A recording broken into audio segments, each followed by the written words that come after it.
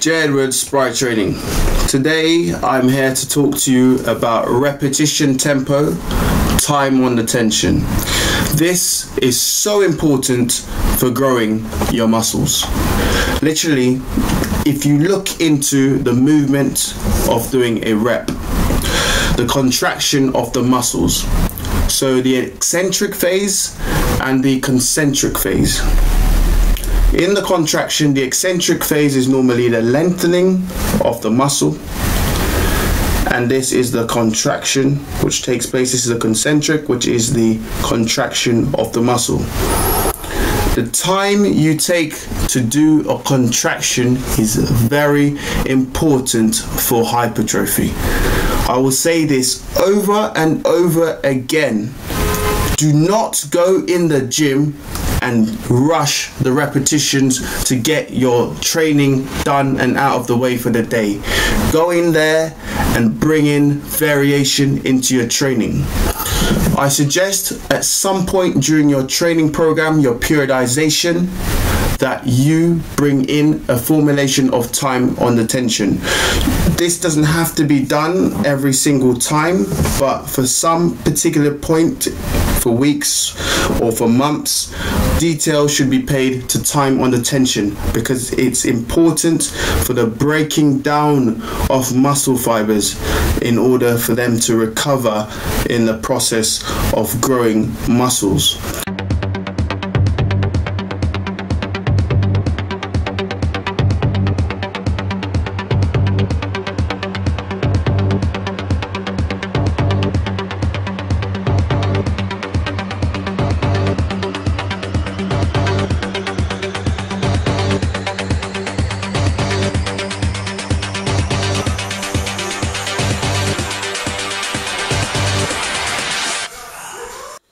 So if you look into my squats and my bench press, you can see I'm counting.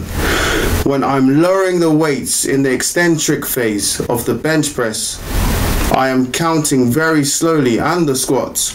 1, 2, 3, 4. I hold and back up. 1, 2. So the eccentric phase is 4 seconds down normally, 3 to 4 seconds down.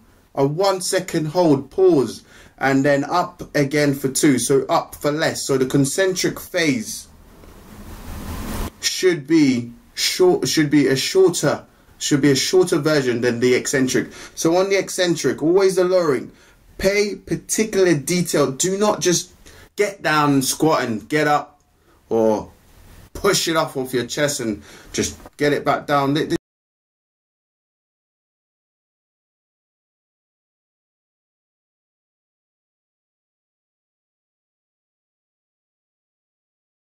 This is good training at times if you're lifting heavy, and if you're an athlete and you're going for explosive training, if you're doing Olympic lifts, time on attention isn't necessary, obviously.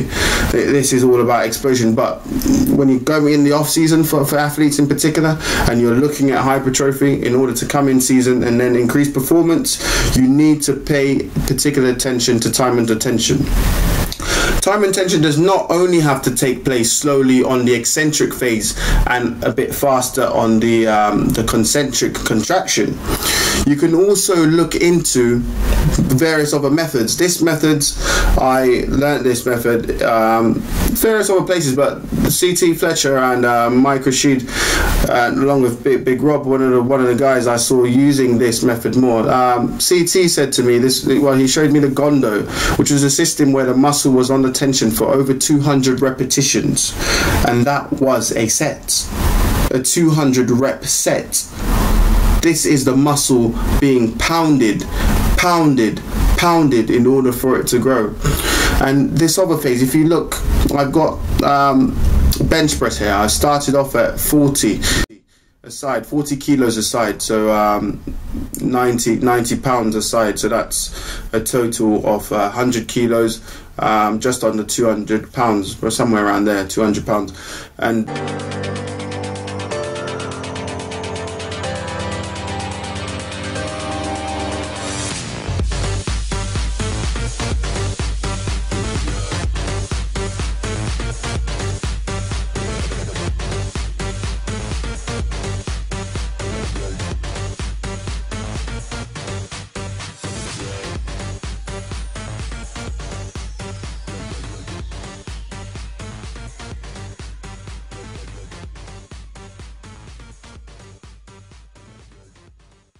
And I started off, worked 10 reps, worked my way down to another 10 reps, worked my way down to another 10 reps, worked my way down again to another 10 reps, and on the final drop, I double up the sets.